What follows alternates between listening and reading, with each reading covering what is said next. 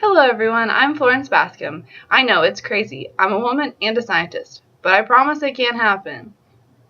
I was born in Williamstown, Massachusetts in 1862, and I was the youngest of 6 children. My father was a professor, and both of my parents were strong women's rights activists.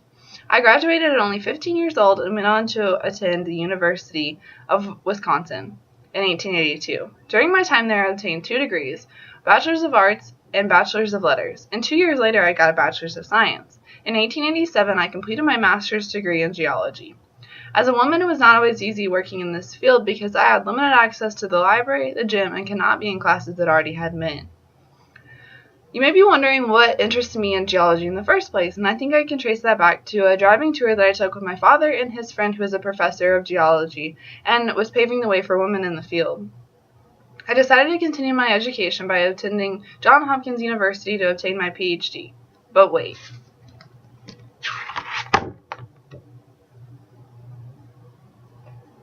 This is what my time was like spending classes because I had to sit behind a screen in order to not distract my male classmates. I know.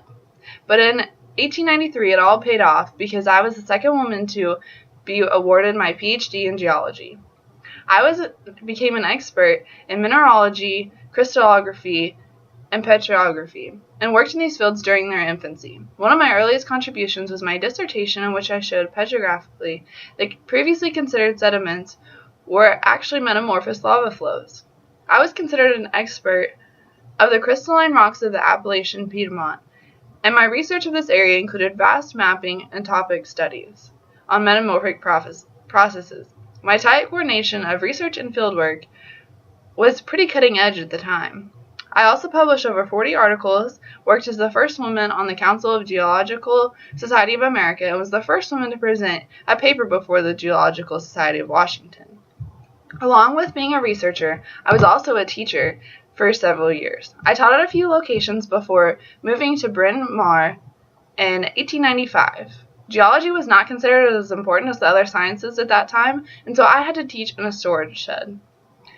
Over 2 years, I established a great mineral rock and fossil collection and worked to train many young women who had gone on to become professionals in the field. I was able to turn a single geology course into an entire department, but it was not without hard work. I continued to work after my retirement. Throughout the years, I never decided to marry because I was too restless and independent. But don't ask why I wear a ring anyways. I don't enjoy cooking and ironing much either, but I do love my dogs and horses. I passed away from cerebral hemorrhage on June of 1945 with hopes that my legacy would live on.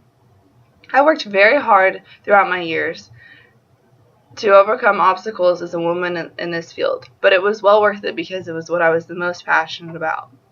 I'd like to leave you all with a word so that everyone would be inspired to break the barriers that hold her back.